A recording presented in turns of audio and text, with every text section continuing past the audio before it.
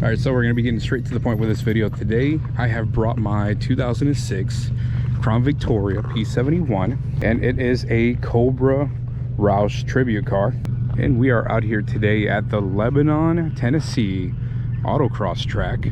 We've come here with one purpose and one purpose only. That purpose is to throw this 4,000-pound former cop car around some corners and see how well it stacks up against proper race cars. So far from what I've seen, there's like a bunch of Miatas, the usual cars you expect to see at an autocross event. We got at least 45 Miatas, 17 Subarus, 52 Mustangs. Only one Crown Vic though, only one. So by any means, I don't expect to put any crazy numbers or be better than the new Toyota Supra or that last Viper that passed by here. But it would be interesting to see how the four-door Pigmobile does compared to some of these cars that are like properly track prepped.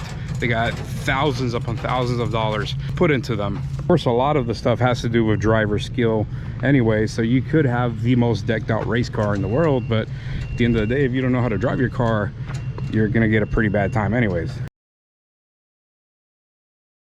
All right, so this is gonna be my first run right here. I'm gonna take it nice and easy to kind of you know, get a little bit used to the actual course, and then the runs 2, 3, and 4 are going to be a little bit hopefully faster each and every time, but we're going to take it easy for the first time.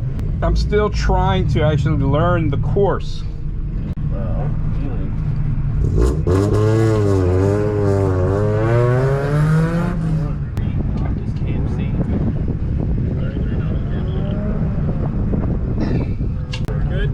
Good to go.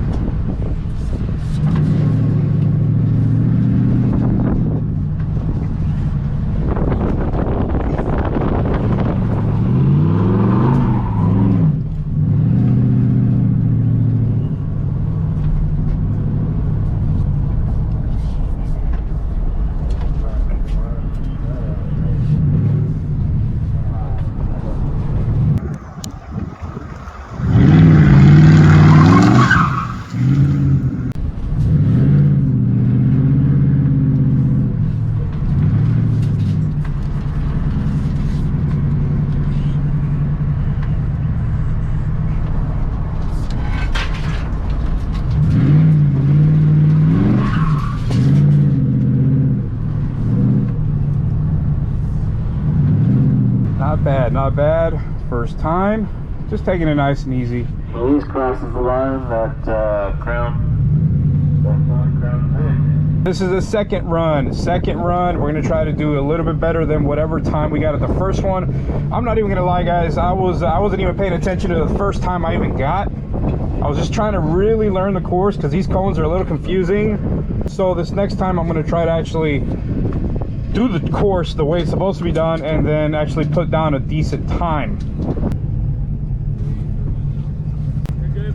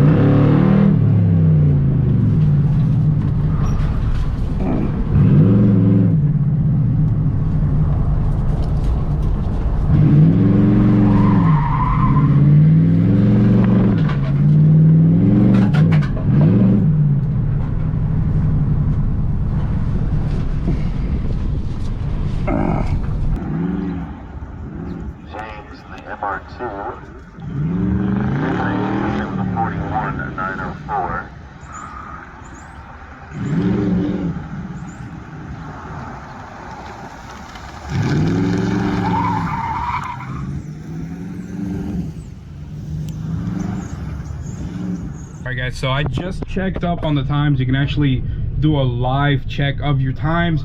And my first run, I did it in 61.8 seconds, and my second run, I'm already by 40 seconds. So we got here the times from the actual website. So out of 25 people, I'm in 16th place with this big old Crown Vic, and I am ahead of a 2014 Volkswagen Jetta. I'm ahead of a 2017 Subaru WRX STI, a 2012 Volkswagen GTI, a 93 Mazda Miata, a 2000 BMW 323, a 2012 Ford Mustang, a 2006 Subaru Impreza WRX, a 2017 Toyota 86, and a 2019 Audi TT-RS. I'm in front of all of those cars. So am I the only Crown Victoria that showed up to this event? Yes. Is it doing terrible? Am I at the end of the pack?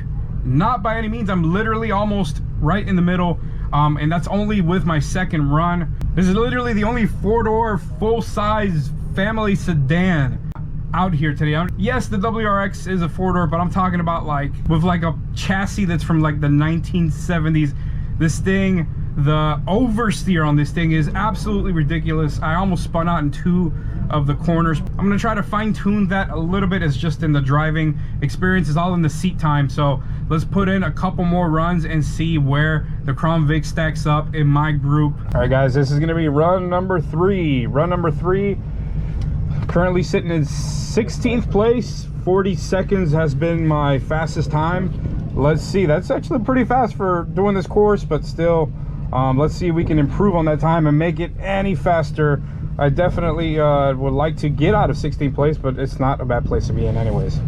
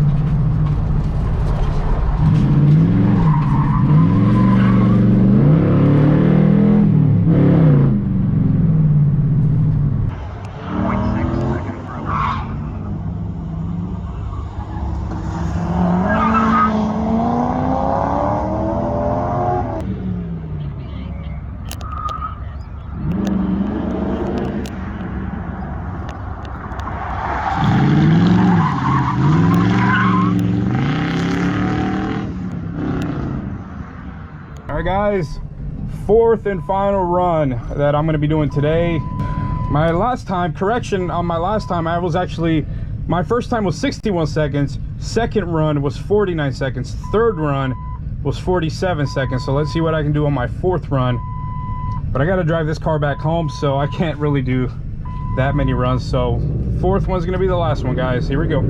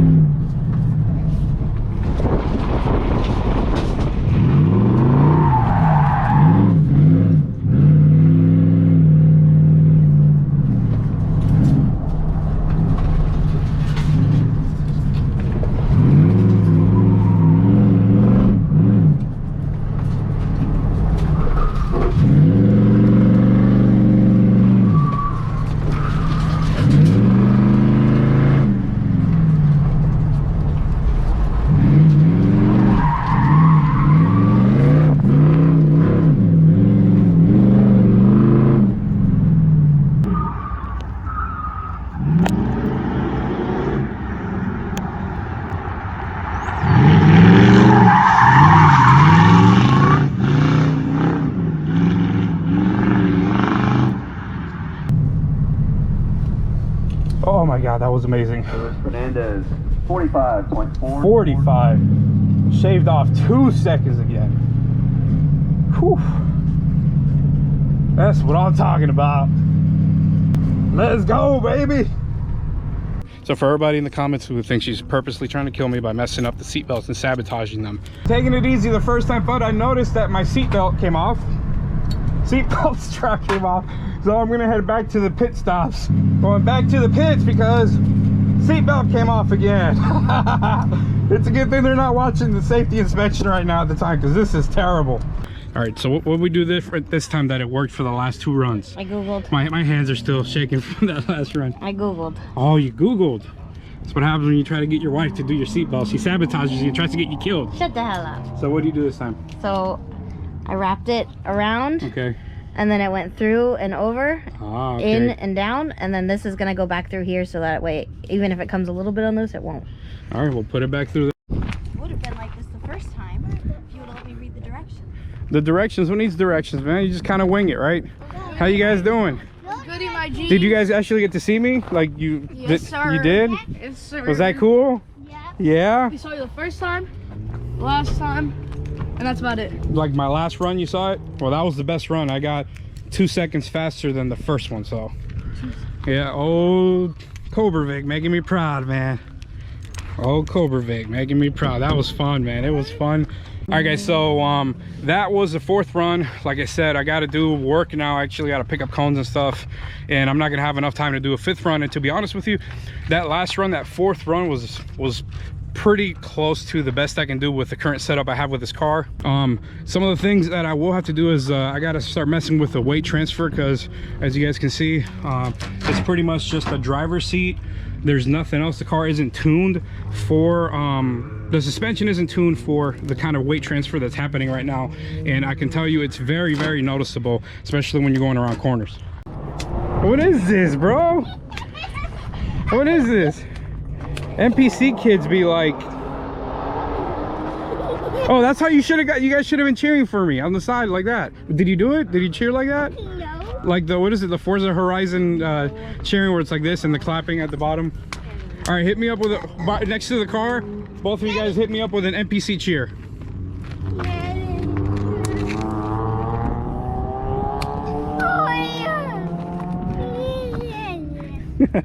And we're gonna end it with a little bit of steak and shake for lunch. This was a good learning experience with this car and this particular setup. Why am I still strapped into this crap, man? I swear to God, it's like literally freaking jet ride or something like that, man. It's like you're getting off a jet. All right, so now time to discuss the things that need to be changed in this car. All right, guys, there's one thing I noticed about this particular car, about the Crown Victoria as a race car or a track car or anything like that. And I'm gonna keep it real with you guys. A lot of people are not gonna like this statement that I'm about to make. When you bring a Crown Victoria out to any kind of racing event, whether it's like a road course track or autocross or anything like that, I'm gonna keep it real with you guys. You're essentially competing with yourself, because all of those Miatas and BRZs and Nissan 370Zs and Chevy Corvettes, and there was a Viper, and there's a freaking Tesla. There was a Tesla with the fastest time. The thing literally was quiet, and it was like an RC car, blistering fast times, guys. We're out here in a 4,000-pound former police car. Yes, mine has been gutted to hell and back. There isn't about a damn thing left in this car. But like I was saying, you're really only competing with yourself and your best times and improving your times. So right off the bat, one thing that does need to be addressed on this car is the weight distribution situation. I literally only got the passenger seat, and it's like there's nothing in this car. It's like the tires are floating on clouds. This car was drifting around every single corner. Every corner I took, this car was drift happy. Anytime I tap or get on the accelerator, this thing would just want to tailspin and lose control. So I have to address the weight distribution issue. There is a couple of things. You can tune the suspension for that. I'm also going to relocate the battery. I'm going to put it on the back, on the trunk, on the passenger side area. So weight distribution definitely needs to be addressed. That's something anybody can work on. Two things that need to happen in order to remain competitive. Like I said, this car is not going to beat a Tesla. If you're going into autocrossing with a Crown Victoria thinking you're going to beat a Corvette, thinking you're going to beat a BRZ or a Miata or anything like that, you are in for the shock of your life. Now, yes, you can supercharge your car, you can engine swap it, you can coyote swap it. It doesn't matter. At the end of the day, this car, this car is nearly 18 feet long. No matter how much weight you take off of it, you'll never get under 3,500 pounds. That is very heavy, and that's the wheelbase is very long on this car. So that's why I said, when you're autocrossing this car, when you're competing with a Crown Victoria, you are competing with yourself. I was the only person out there with a freaking Crown Victoria. Everybody absolutely loved this car. So just know that going in there, if you're watching this video, you're considering turning your Crown Vic into an autocross car, just know that you're not going to be the fastest thing out there, and be comfortable with possibly placing last, even though you're putting down some serious lap times compared to anybody else who would have showed up with a Crown Vic. Okay, so now a must-have thing to improve the times severely is you have to get a manual transmission. There is only so much you can do with the stock automatic transmission that comes with these cars. Hell, I did a pretty decent job with that column shifter, but if we're keeping it real, if you guys want to be competitive, even just barely hanging in there with the rest of everybody else attending these events, you have to 5-speed swap your Crown Vic. There's no if and or buts about it. So that is pretty much my takeaway from this. I enjoyed being the odd one out, and you know what, you're gonna be towards the bottom of the pack. Like I said, no matter how fast you are, you can blow the doors off of anybody else who shows up here, but at the end of the day, when you're competing against Teslas and Vipers and all that, we got to be realistic, guys. So 5-speed swap is an absolute must. Go balls to the wall as far as your suspension goes. ADTR, throw everything you own at your suspension. Last but not least, if you really maybe want to hang in there with the rest of them, I would suggest supercharging the car. At the end of the day, it's still cheaper than coyote swapping it, which could turn out to be a good $7,000 with just right around 5, maybe 6, depending if you know somebody who can install it for you. You can supercharge this car. So supercharge, suspension mods, 5-speed swap. Now you are in the competitive territory with a Crown Victoria. As far as what I'm planning on doing to the car is literally exactly that. I'm gonna throw the last few missing components of the suspension mods that I needed to add to that, especially in the rear end of the car. Then I'm gonna be getting the car 5-speed swapped. It's a must. It has to be done. Manual swapped. And lastly, I'm getting this thing supercharged. So with that being said, I'm gonna go ahead and enjoy my steak out here in Lebanon, Tennessee. Had an amazing time. It was a blast. I was whipping that thing around corners like crazy, dude. This car drifts so easily, man. Hell, if you want to drift your Crown Vic, just throw a 5-speed on it and have it set up the way I have it set up, and that thing will drift like that. Either way, I hope you guys enjoyed the video. Let me know you're gonna do some racing with your Crown Victoria. Let me know in the comment section down below, man. All right, quick little bonus clip. I can't believe I scored this. So I think I just ended my race weekend in one of the most perfect ways you can imagine.